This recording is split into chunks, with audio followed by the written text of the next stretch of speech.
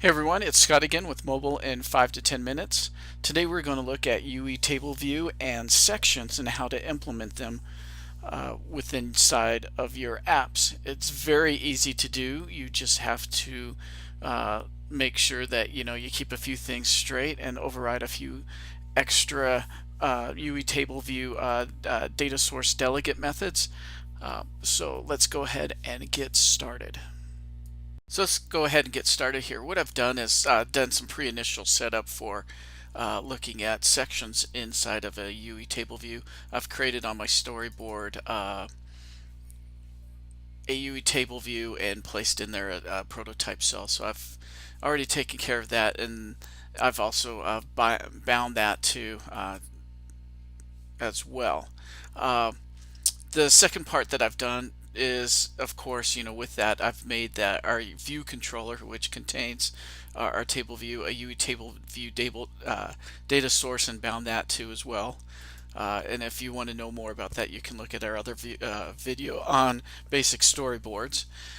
I've also set up a just a little bit of data here as well. I've done a number array, which is just an array of just sections that we're going to display, and also a letter array, alpha, beta, Charlie, delta, and then also our sections that we're going to display, one of number and one of letter. So just like you do with UE Table View with a single set of items inside of it, a self-row index path. If you're doing multiple sections, then you can also use that iterator pattern that they have implemented inside of it for an override of number of sections in the table view, and also the title for the header in each section. So the first thing we're going to do here is just return the section array. And what we're saying here is just the count. Number of sections that we have, we got 2 of them in there, so we're just going to let the array dictate that behavior. The section part of this is the title for header and section, and we're going to go ahead and just return the section array and the index that we're wanting to display. So section is actually going to be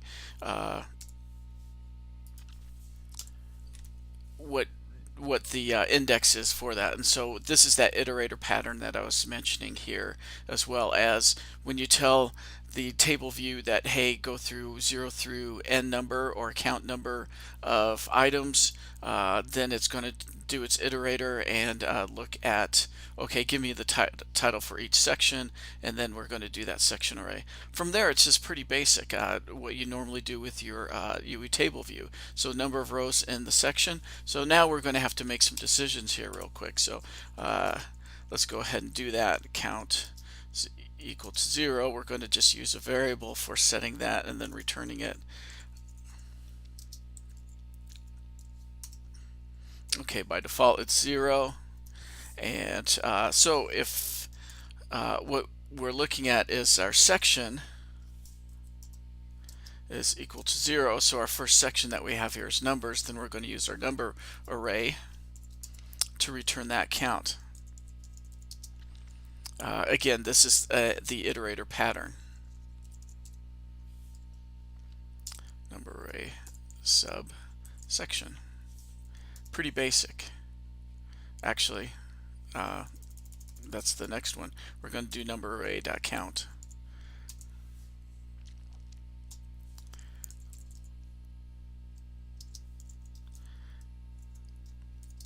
And then we'll do the section is equal to 1. Then we're going to go ahead and return the letter array dot count. Kind of got ahead of myself here with that. So as the table view goes through and it says give me the number of rows for each section, and it says which section we want to do. We're going to give a count of what's inside of our data, which is either the number or letter array. After that, it's pretty straightforward. It's going to ask for the cell for the row at index path.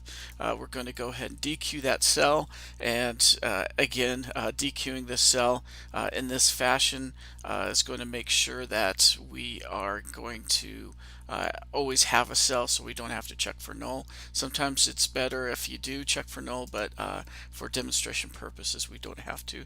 So we're going to look at if the index path